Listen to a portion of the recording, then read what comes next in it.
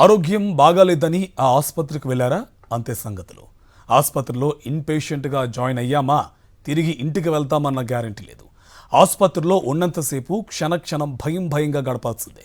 అలాగని ఆసుపత్రిలో వైద్యుల నిర్లక్ష్యం రాజ్యమేలుతుందా అంటే అది కాదు. ఇంతకీ ఆ ఆసుపత్రి ఎక్కడుంది? ఎందుకంత భయం? ఇదే మనం చెప్పుకుంటున్న ఆ ప్రభుత్వ ఆసుపత్రి నల్లగొండ జిల్లా దేవరకొండలో ఉంది. చుట్టుపక్కల 50 కిలోమీటర్ల దూరంలో ఉన్న ప్రజలందరికీ ఏ అనారోగ్య సమస్య వచ్చినా ఈ ఆసుపత్రే దిక్కు. పేద ప్రజలు ఎక్కువగా ఉండే ప్రాంతం కావడంతో ఈ ఆసుపత్రికే వస్తూ ఉంటారు. ఎంతో మంది రోగులకు వ్యాధులు నయం చేసిన ఈ ఆసుపత్రికి జబ్బు చేసింది. చూశారుగా, పెచ్చులూడి ఇనుప చువ్వలు ఎలా కనిపిస్తున్నాయో. ఏ పెచ్చు ఎప్పుడు ఊడుతుందో తెలియదు. అసలే ఆరోగ్యం బాగోలేక బెడ్పై బిక్కుబిక్కుమంటున్న పేషెంట్లను పెచ్చులు భయపెడుతున్నాయి. ఆసుపత్రిలోని జనరల్ వార్డుతో పాటు ఐసీయూలోనూ ఇలాంటి పరిస్థితే. దీంతో ఆసుపత్రిలో చికిత్స తీసుకుంటున్న రోగులు భయంగా గడుపుతున్నారు. అసలే ఆరోగ్యం బాగోలేక ఆసుపత్రికి వస్తే రోగం నయమై ఇంటికి పోవడం ఏమో గానీ ఆ పెచ్చులూడి మీద పడితే ఏమవుతుందోనని ఆందోళన చెందుతున్నారు. ట్రీట్మెంట్లు మంచిగానే జరుగుతున్నాయి, అన్నిటికీ అన్నీ ఉన్నాయి, కానీ రూములు బాగలేవు. అవి మరి నిద్రపోయినాక ఒకళ్ళ పైన పడ్డారు అనుకో చనిపోతారు జనం.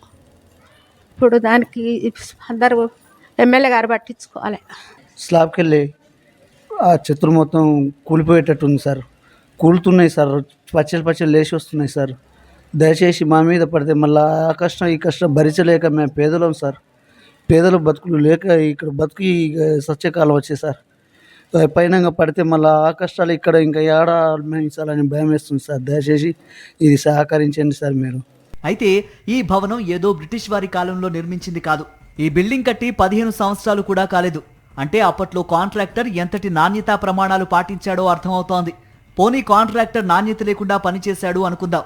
మరి బిల్లులు చేసే సమయంలో దాని నాణ్యతను పరిశీలించిన తర్వాతే బిల్లులు మంజూరు చేయాల్సిన అధికారులు ఏం చేశారనే దానికి సమాధానం లేదు. లక్షలకు లక్షలు పోసి 50-60 ఏళ్లు అందుబాటులో ఉండాల్సిన భవనం కాస్త 15 ఏళ్లకే పెచ్చులూడిపోతూ ఉంటే రానున్న రోజుల్లో ఇంకా ఎంత ప్రమాదకరంగా ఉండబోతుందో అర్థం చేసుకోవచ్చు. రాజకీయ నాయకులు కానీ ఎమ్మెల్యే కానీ ఇక్కడ పట్టించుకోకపోవడం చాలా విచారకరం.